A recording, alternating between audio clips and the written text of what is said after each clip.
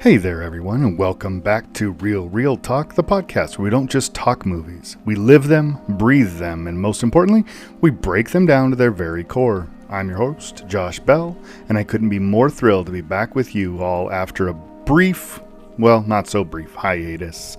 We've been cooking up some fantastic content, and trust me, it's going to be worth the wait. Now, for those of you who are just tuning in for the first time, let me start by saying you've come to the right place. Real Talk is all about diving deep into the cinematic universe, whether it's the iconic films everyone knows or the hidden gems you might have missed along the way. We're not just here to praise the all-time greats or offer blanket criticism of the flops. No, we dig in deep. We get into the DNA of the movie, what makes it tick, how it connects to the broader landscape of film, and why some movies stay with us while others fade away. We're talking about dissecting every aspect of filmmaking. We examine the storytelling, the performances, the cinematography, and even the music, because we believe that every detail contributes to the movie's identity. Whether it's a stunning masterpiece or a film that just missed the mark, there's always something worth exploring. But here's what sets us apart.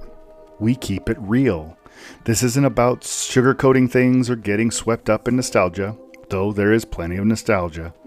When we talk about a movie, we're offering the kind of honest, analytical takes that you'd expect from a passionate film community. If a movie succeeds, we're going to tell you why. And if it stumbles, we'll be just as real about that too. No blind fandom or forced critiques here, just genuine, thoughtful conversation that digs into what makes cinema one of the most compelling art forms around.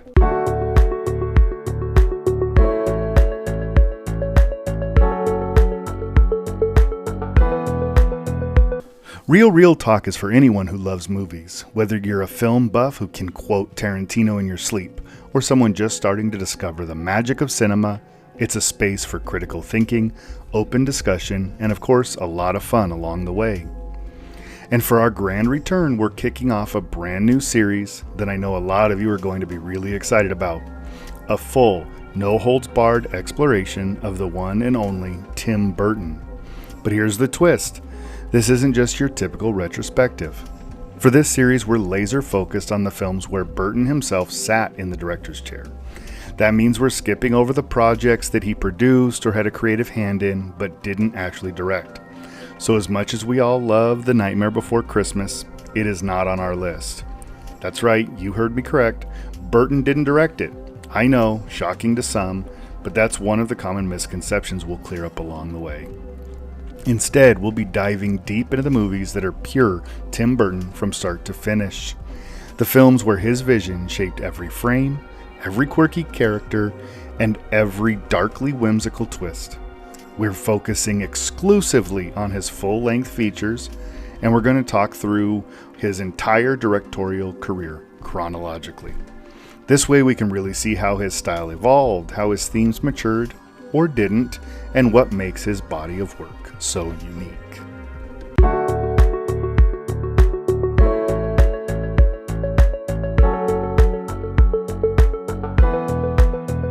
So we're going to take it all the way back to where it all began, with Pee-wee's Big Adventure.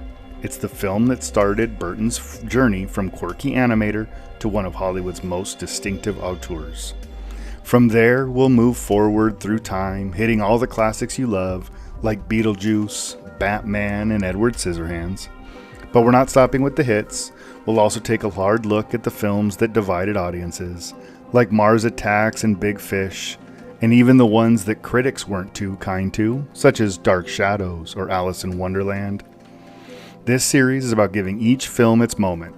Whether it's a critical darling or a misunderstood oddball, we'll look at what makes Burton's storytelling and visual style so iconic. And yes, we'll dive into his more eccentric choices, the recurring themes, and the collaborations with actors like Johnny Depp and Helena Bonham Carter that have defined so much of his work. We'll explore the good, the bad, and the downright weird, peeling back the layers of each film to figure out not just what worked or didn't, but why Burton's movies resonate or don't with audiences. From the gothic landscapes to the bizarre yet endearing characters that have become his signature, we'll ask all the big questions, Has Burton's style stood the test of time?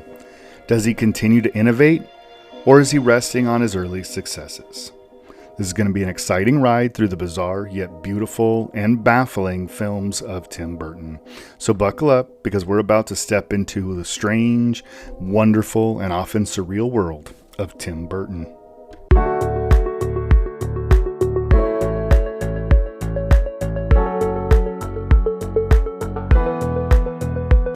But before we start jumping headfirst into this Tim Burton deep dive, let me take a moment to remind everyone what we're really about here at Real Real Talk. This isn't your typical film review podcast. We're not just here to summarize movie plots or regurgitate behind-the-scenes trivia that you could easily find with a quick Google search. No, we're going to go deeper to really explore the art of filmmaking and all its complexity. But what does that mean exactly? Well, for starters, we're all about uncovering the hidden layers of a movie. We look beyond the surface, beyond just, was it good or was it bad? Instead, we ask the more interesting questions. Why does a particular film resonate with audiences, or why doesn't it? How did the director's unique choices, whether it's the camera angles, the color palette, the casting, or even the pacing, affect the film's overall impact? We don't shy away from the tough questions, and we're not afraid to point out both the brilliance and the flaws. But what really will set us apart is that we're not content with easy answers. If a movie is successful, we want to break down what made it connect so powerfully with viewers. Was it the story, the performances, or something deeper like the themes or emotional undertones? And on the flip side, if a movie misses the mark, we dig into why. Was it a creative misstep? Did the vision not translate well on screen? Was it ahead of its time? Or did it fail to keep up with audience expectations? We're here for all of it. The hits and the misses, the masterpieces and the misfires. Because every film, whether beloved or reviled, has something to teach us about the art of storytelling and filmmaking. At the end of the day, we believe that every film is a combination of artistic choices, some of which soar while others stumble. Our job here is to analyze those choices and figure out how they come together to form a complete cinematic experience. That's what makes this podcast different. We're not just talking about what happens in a movie, we're breaking down the why and the how behind its success or failure. So if you're looking for a podcast that's all about honest, in-depth analysis and not just surface-level discussion, you're in the right place.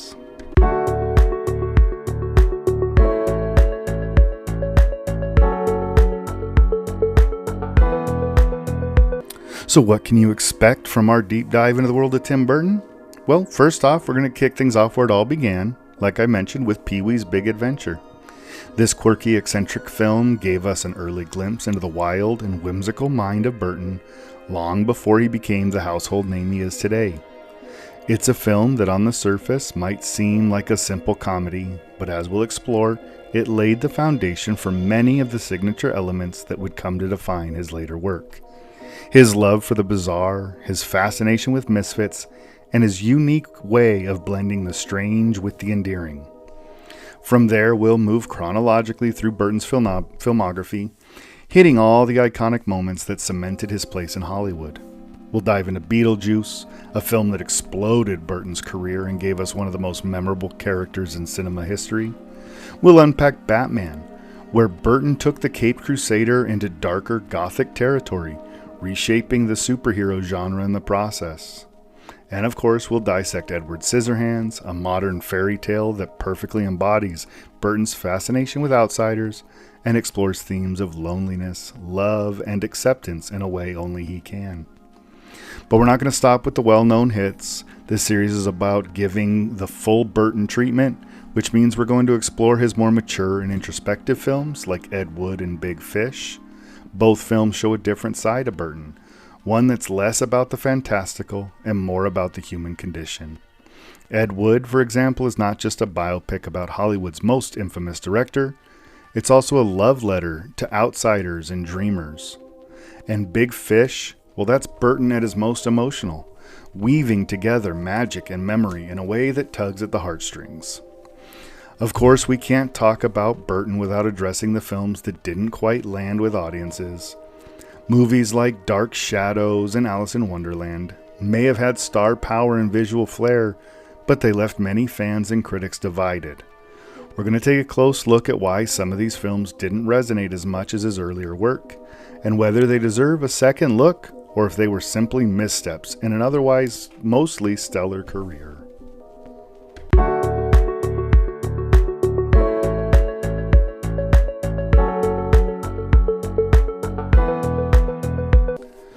And that's going to bring us to one of the big questions we'll be tackling throughout this series.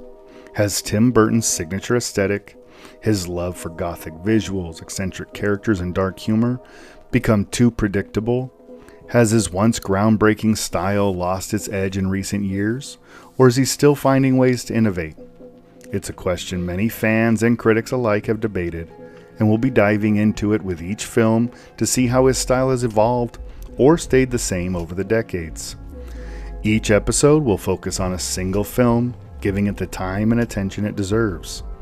We're going to dissect the symbolism, the themes, the cinematography, and of course the performances, especially his long-running collaborations with Johnny Depp and Helena Bonham Carter, two actors who have become synonymous with Burton's world. We'll also look at how Burton's visual style has evolved from the handmade charm of Pee-wee's Big Adventure to the digital spectacle of films like Alice in Wonderland. And if you're a fan of behind-the-scenes stories, you're in for a treat there as well, because we'll sprinkle in some of the juicy details, those tales of creative struggles, studio pressures, and unexpected successes that often shape a film just as much as what ends up on screen. For example, how did Burton convince Warner Brothers to let him make a dark, brooding Batman? Or what was the real story behind the troubled production of Planet of the Apes? These are the stories that give us a deeper understanding of the man behind the camera and the world he creates. So whether you're a longtime fan of Burton or just curious about his work, this series will give you a fresh perspective on one of Hollywood's most distinctive directors. We're going to explore his triumphs, his challenges, and everything in between, taking you on a journey through the strange, wonderful, and sometimes eerie landscapes of Tim Burton's imagination.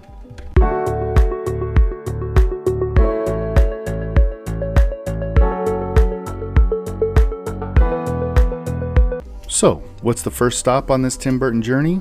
Well, next week we're jumping right into the film that started it all, Pee-wee's Big Adventure. And trust me, this movie is every bit as delightfully odd and unpredictable as its title suggests. It's a perfect introduction, not only to the quirky world of Pee Wee Herman, but to the distinct imaginative vision of Tim Burton, who at the time was still an unknown talent. In this episode, we're going to explore how Burton, fresh off a couple of short films at Disney, and not yet a household name that he'd become, managed to infuse his signature style into what would easily become just another comedy.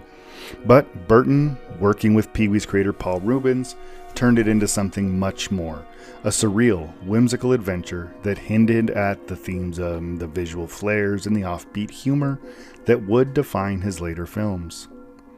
We'll break down how Burton's distinctive use of visual gags, eccentric characters, and the dreamlike quality shaped Pee-wee's Big Adventure, and how, in doing so, he essentially announced to Hollywood, "Here I am, get ready." We'll also look at how Burton's collaboration with composer Danny Elfman on this film marked the beginning of one of the most iconic director-composer partnerships in cinema history. If you've ever gotten goosebumps from the music in a Tim Burton movie, it's because of the magic these two create together, and Pee-wee's Big Adventure is where that magic started. But that's just the beginning. After Pee-wee, we'll jump straight into the film that truly catapulted Burton into the limelight, Beetlejuice. This is where Burton's love for the macabre, the strange, and the downright hilarious truly comes into focus. We'll explore the birth of one of cinema's most memorable and mischievous characters, brought to life by the incredible Michael Keaton, or now Michael Keaton Douglas as he prefers to be known, and how Beetlejuice blended horror, comedy, and fantasy in a world that only Tim Burton could pull off. From there, we'll journey into the richness and the complexities of the many strange, whimsical, and dark corners of Burton's filmography, from those gothic streets of Gotham City and Batman and the fairy tale suburbs of Edward Scissorhands to his more emotional works and his big budget, often failures. We'll dive into some of his lighthearted absurdity and his more profound, mature themes. We're going to explore what makes each of these films tick. But here's the best part. The series isn't just for die-hard Burton fans. If you've always been curious about his work, but never quite understood what all the hype was about, we've got you covered. We'll give you fresh insights and new perspectives, and might just change the way you view his films.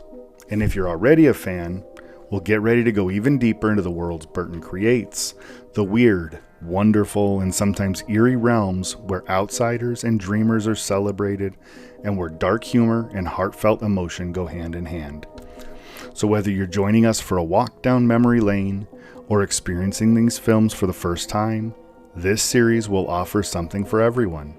We're going to celebrate the highs, critique the lows, and uncover the fascinating details that make Tim Burton one of Hollywood's most distinctive and enduring directors.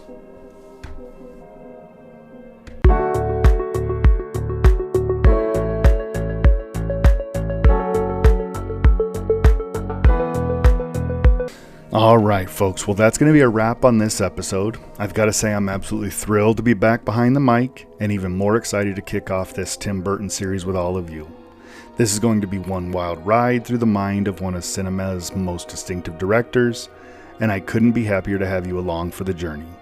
We've got a lot to unpack, everything from Burton's early breakthroughs to his more recent, sometimes polarizing films, and I'm eager to hear all of your thoughts as we go along.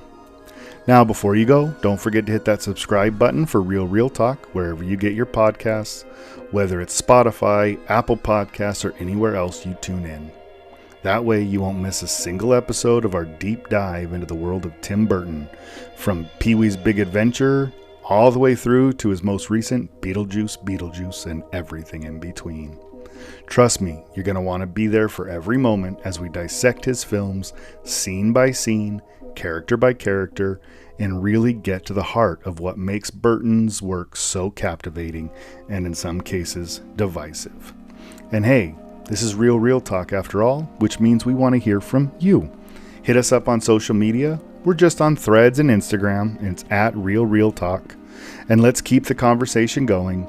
Tell us what your favorite Tim Burton film is, or maybe even what your least favorite is. Which ones have stuck with you over the years? Which ones do you think missed the mark? Because here at Real Talk, we're all about honest, unfiltered discussion, and your insights are a big part of what makes this show tick. Plus, who knows, your comments or questions might make it into a future episode. So until next time, I'm your host, Josh Bell, reminding you to keep it real, and of course, keep watching those reels. We've got a lot more coming your way, so buckle up. It's going to be a fantastic journey through the weird, whimsical, and wonderful world of Tim Burton. Until then, keep watching, keep loving, and keep those reels rolling.